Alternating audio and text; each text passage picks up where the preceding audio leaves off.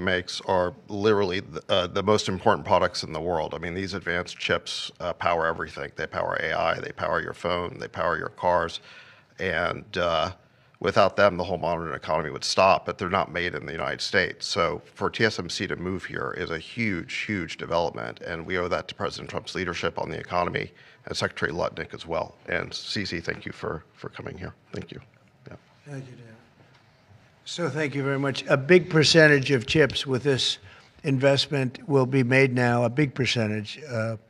Worldwide, we had very little, almost none. We used to have a lot with Intel, but we had very little. And we'll be at close to 40% of the market with this transaction and a couple of others that we're doing. That's a tremendous leap, like a leap that nobody would have really said was possible. So I just want to thank you all for being here. If you want a couple of questions, ideally on this subject, yes. The number of jobs that will be great. He said thousands, but you're probably talking about 20, 25,000 jobs. But it'll get bigger and bigger with time. Knowing this gentleman, it'll get bigger and bigger. There'll be no stopping him. Mr. President, what Yeah, more? Brian, go ahead. In addition to the jobs, you talked about national security, and that's one thing I think a lot of Americans at home don't understand. Explain the national security aspect of this. Well, without the chips and semiconductors, nothing runs today. You can't buy a car without them. You can't get a radio, a television, nothing. You can't get anything. And we thought it was very important, obviously business-wise, but we thought even in terms of national security to have this large percentage of the chips, semiconductors, and other things that they make the most important product. And not a product that you can really copy. It takes years and years. You know, on the needle of a pin is total genius. I mean, they can put things, I mean, something the size of the needle, the point of a pin, they put information that is just not even believable. So if you would see this, it's just really something. Yes, Mr. President. One aspect to that, Honda announced they're coming to Indiana because of the tariffs. Once again, you're bringing additional jobs in manufacturing. You want to comment on that as well? Well, Honda's coming, and I told you about Apple, that they're going to be starting to build massively here, $500 billion. And we have many other companies going to be announced, but we had many that have already announced. And no, it's going to be great. It's looking really strong.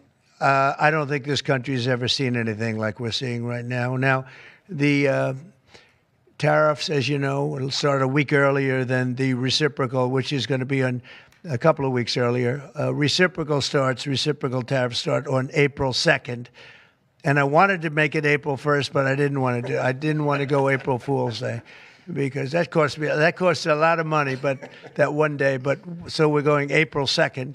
But very importantly, tomorrow tariffs 25% on Canada and 25% on Mexico, and that'll start. So they're going to have a tariff. So what they have to do is build their car plants, frankly, and other things in the United States, in which case they have no tariffs.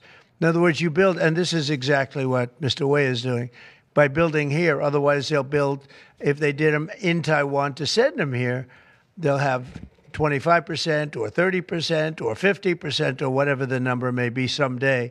It'll go only up. But by doing it here, he has no tariff, so he's way ahead of the game. And I would just say this to people in Canada or Mexico: if they're going to build car plants, the people that are doing them are much better off building here, because we have the market. We're the market where they sell the most. And so I think it's going to be very exciting for the automobile companies. Very exciting for, I can think of any, as an example, North Carolina. They had the grid. I used to go there to buy furniture for hotels, and it's been wiped out.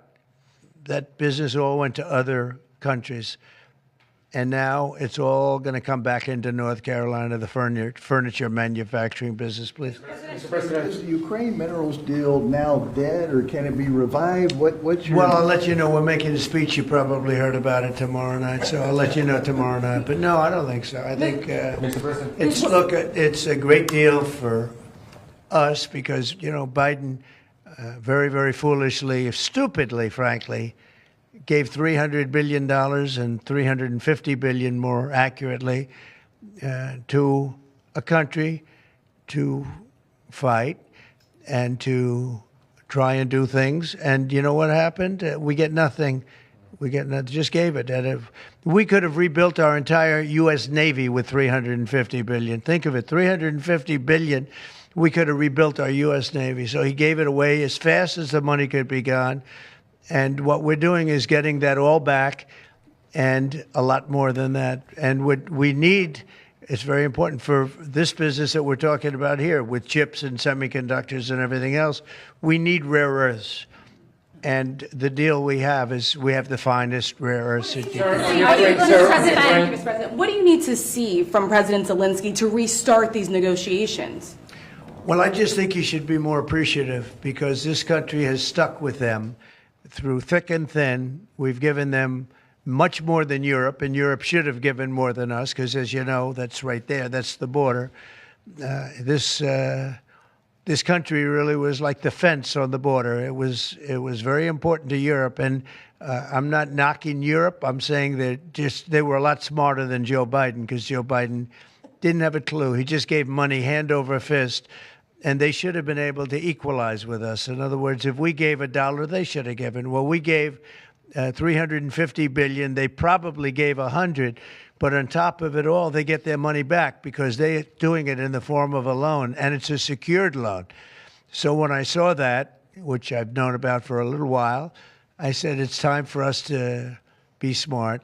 At the same time, it's great for them because they get us in the country taking the rare earth, which is going to fuel this big engine, and especially the engine that we've in a very short time created, and we get something, and we're there. We have a presence there. With all of that being said, I want one thing to happen. I want all of those young people to stop being killed. They're being killed by the thousands every single week. Last week, 2,700 were killed. 2,700 young, in this case, just about all young boys from Ukraine and from Russia. And that's not young people from the United States, but it's on a human basis. I want to see it stop.